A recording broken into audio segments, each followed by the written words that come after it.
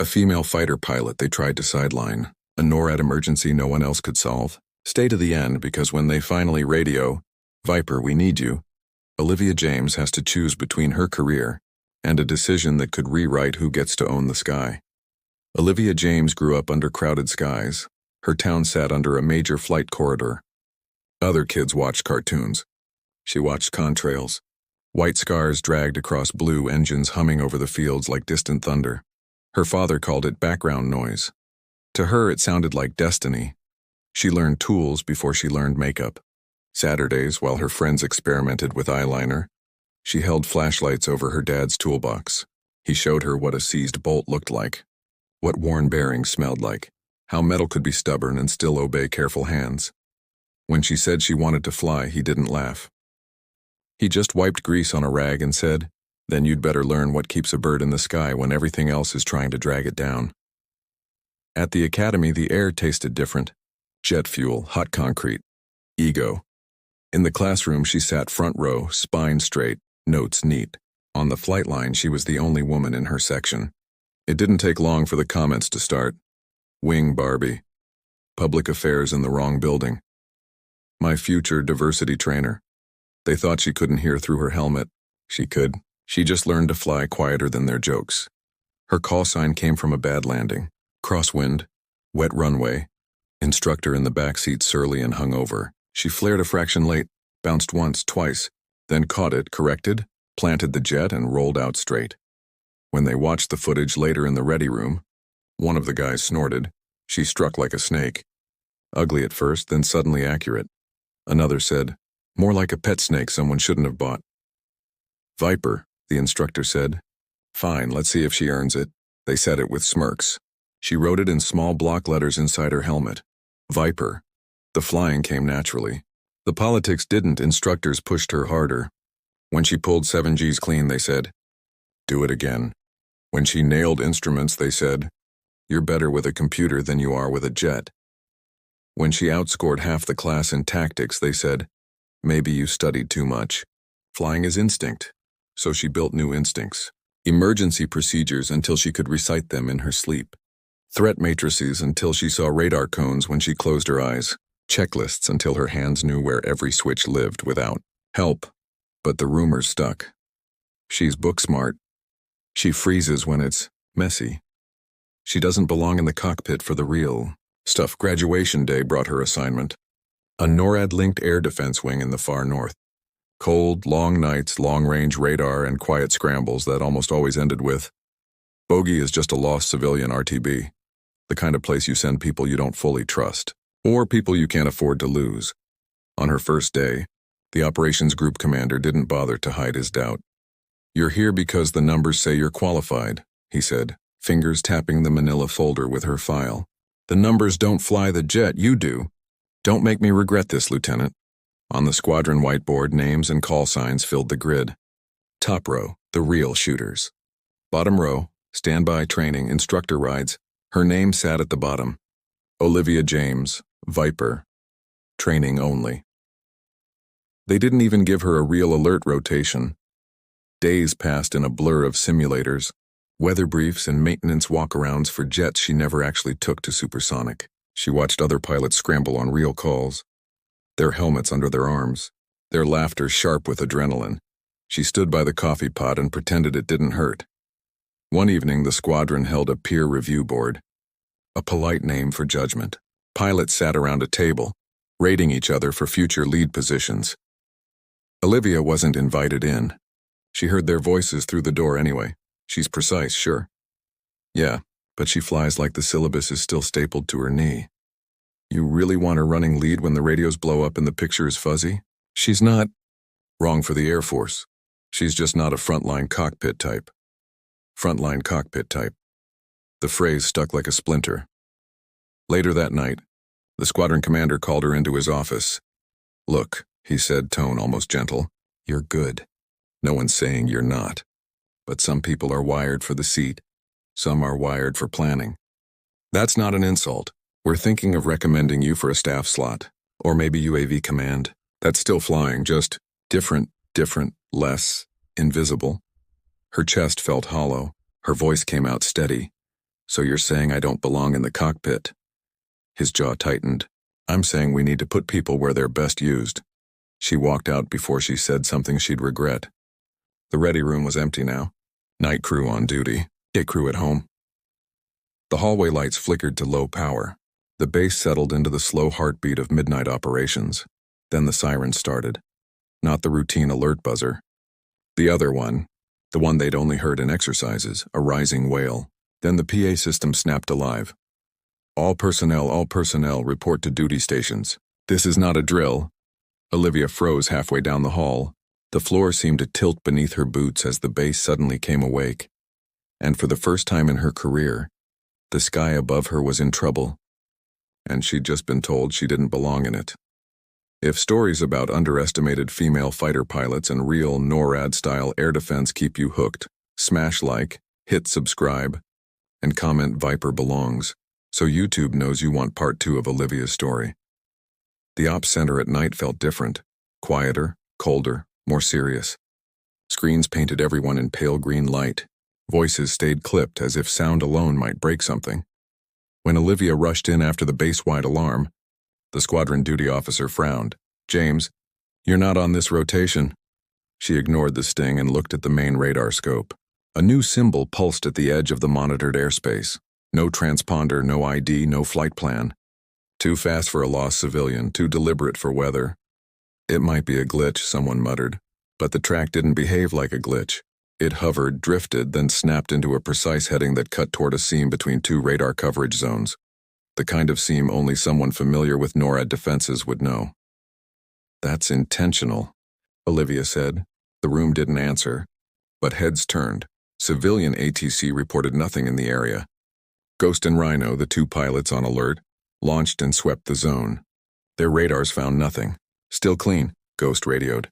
Either this thing is invisible or Command is seeing phantoms. Except the track stayed on the NORAD-wide system. Clear, stubborn, wrong. Olivia stepped closer. The unknown began drifting near a civilian corridor. Altitude aligned, speed matched. A perfect place to hide, sir, she said. That's not random. James, the duty officer snapped. You're not on. Before he could finish, the overhead speakers switched to a different tone. This is NORAD command, a new voice said.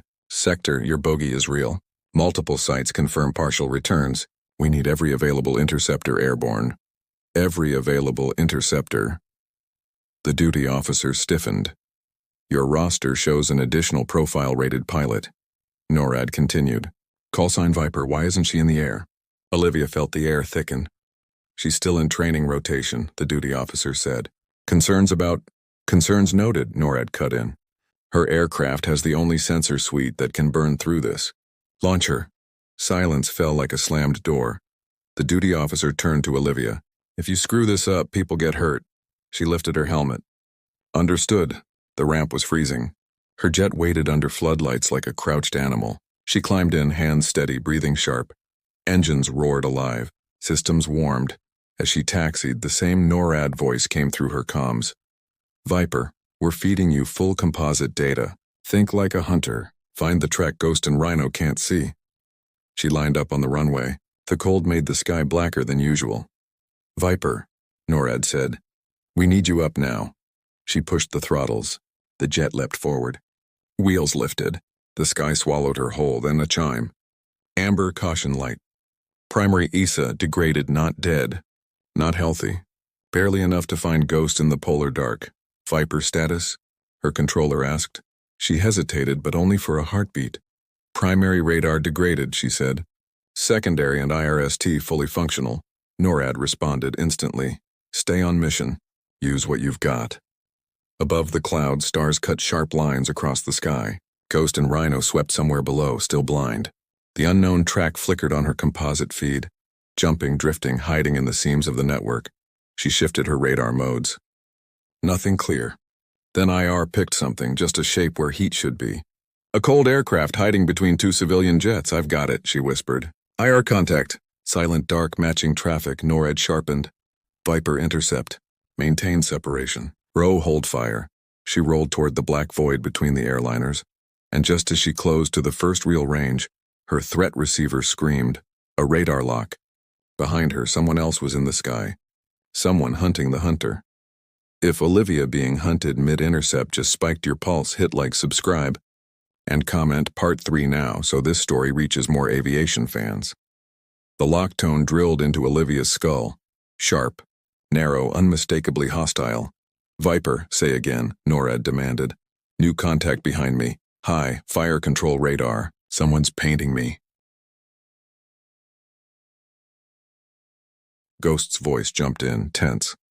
We're too far to support, nothing on our scopes. Of course they saw nothing. Whoever was behind her knew how to hide.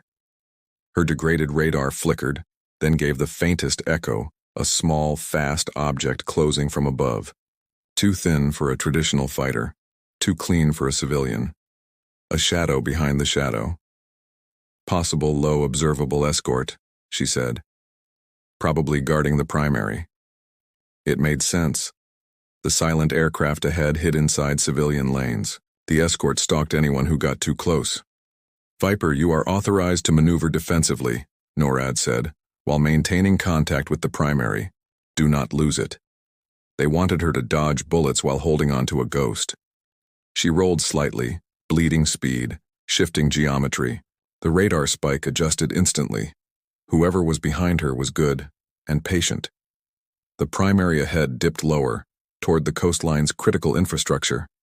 Relay hubs, cables, radar nodes, the arteries of the northern defense grid. If this thing was collecting signals, it was about to drink from the fire hose. She couldn't let that happen. Her threat receiver screamed again, this time with the higher-pitched tone of missile guidance. Possible launch, she barked.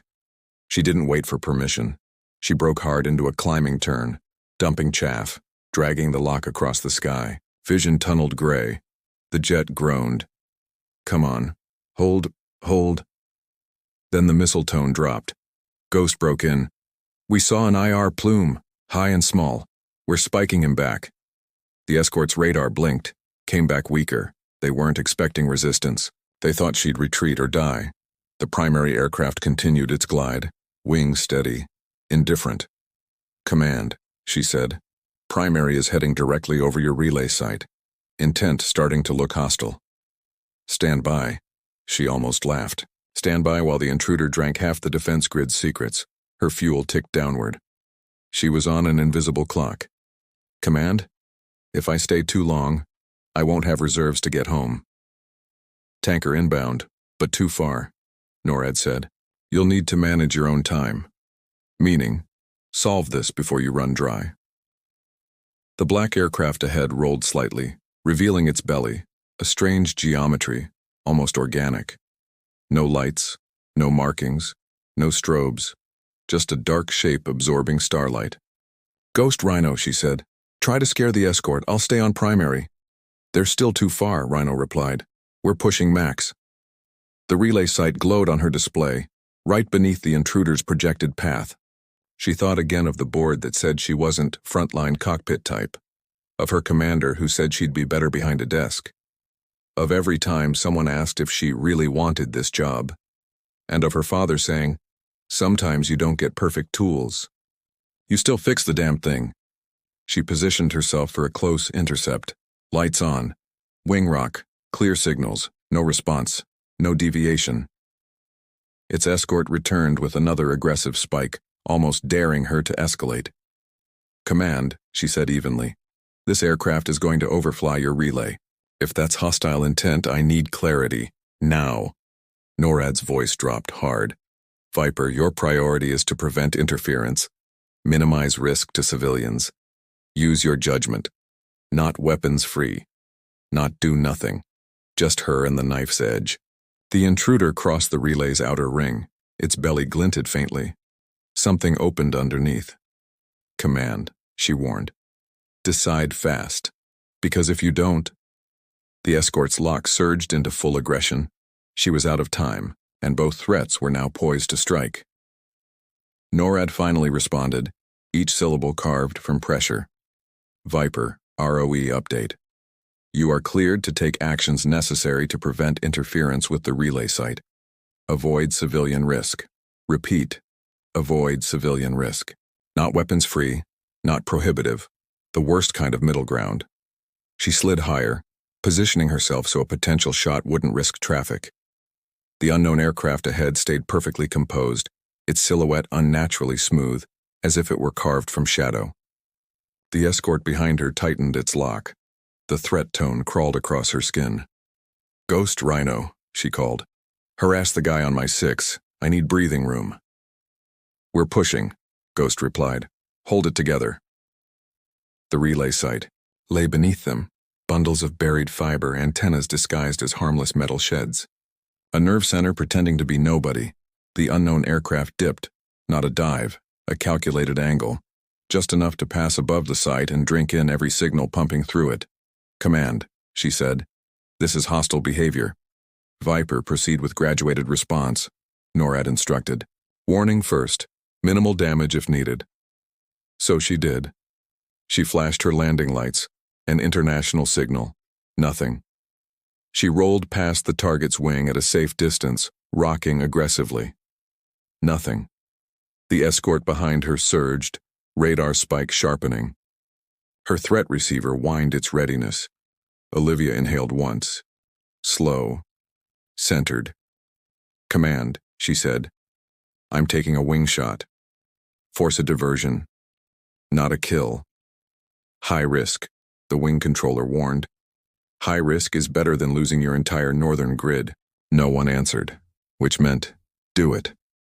She lined up, adjusting throttle to match the intruder's speed. Her gun reticle drifted across the wing, outboard control surfaces, the perfect spot to cripple, not destroy.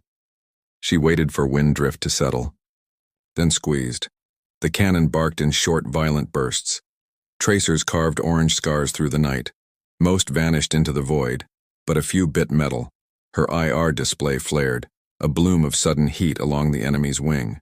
The aircraft jolted, rolled unevenly, then corrected. Its previously smooth flight now twitched with instability. "Viper, that was a hit," NORAD said, shock breaking through their tone. "Telemetry shows aerodynamic degradation." The intruder began a slow, reluctant turn, away from the relay site, downward, toward the open ocean. But the escort reacted instantly. Her threat receiver screamed full alert. "Viper, missile imminent!" Ghost yelled. She didn't think. She moved. Braking hard, she dragged chaff through the sky, cutting angles so sharp the jet groaned. G-forces punched her vision to gray. The escort's lock pulsed, weakened, returned. Furious, Ghost finally swept into range, spiking the escort with his radar. "We've got him," Ghost shouted. "He's backing off." The hostile spike faded, then disappeared entirely. The intruder ahead spiraled lower, wounded but controlled, descending toward the black expanse of ocean. "I have the primary diverting," Olivia reported. "Heading offshore, likely ditching."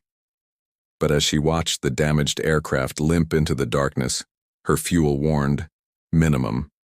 "Viper," NORAD said. "RTB, you've done enough." She should have felt relief. Instead, she felt the wrongness in her bones. Because the intruder wasn't crashing. It was descending with purpose, carrying something, hiding something. "Command," she whispered. "I don't think we scared it off. I think we pushed it into the next phase." The intruder's lights flickered for the first time, and something dropped from its belly, silent and fast. The object fell too cleanly, not tumbling, not flailing, a perfect arc toward the sea. "Command," Olivia said quickly. "Unknown payload released. No explosion, no plume, tracking descent." NORAD's composure cracked. "Viper, give details. It's small, maybe a pod. 0 IR signature, no wings, no fins. Just dropping." Ghost joined. "We're seeing a trace now. It's slow falling, almost buoyant." The wounded aircraft continued its controlled descent, engine heat flickering erratically on Olivia's IR. The escort, shaken by Ghost's spike, retreated into the higher dark. Then the intruder's transponder flickered. Tiny, coded pulses. "Command," she said, "it's transmitting." Decode impossible at this range, NORAD replied. Break off and return. Tanker will be vectoring for you. Her fuel was now in the red. RTB meant safety. RTB meant survival. But her gut screamed no. Negative, she said before she fully understood why. Repeat, Viper, the wing controller barked. That pod, whatever it is, it's not sinking. It's slowing. And it was. Her IR display showed no heat, no propulsion. Yet the object's descent had shifted to a gentle drift. Like it was waiting. Command, she said. We need a recovery team on that splash zone. Already tasking, NORAD said tightly. You need to get out before you stall. But she didn't leave. Not yet. The pod touched the ocean with barely a ripple, settling on the surface like a seed on glass. Then, a change. A subtle, chilling change. The pod unfolded, just a little, just enough to reveal dark metallic panels, angled like petals. Command, she said carefully. The object is opening. Any emissions? None. Any movement? It's drifting, controlled drift, as if positioning itself. Ghost whistled over comms. That thing isn't a bomb, it's a sensor node. The realization hit her like G-force. This wasn't a reconnaissance flight. It was a delivery, a silent insertion of a foreign listening device right beneath an ocean cable choke point. The intruder hadn't tried to hit the relay. It wanted the network data flowing offshore. A deeper threat, a smarter one. Command, you're about to lose secure redundancy if that pod binds to the cable cluster, she warned. You need to neutralize it. Waiting for confirmation, NORAD said. She stared at her fuel numbers. They were non-negotiable. Viper, Ghost said quietly. Go home. We'll keep eyes on. But she couldn't leave without doing something. Her gun was dry. Missiles too powerful. Fuel too low for a safe strafing run, unless she took the most dangerous option, a low-level supersonic pass. Blast shock alone could disrupt or disable the pod, or slam her into the sea. Command, she said. I'm taking a low pass. Denied, NORAD snapped. Your bingo fuel. This is the only window before it submerges.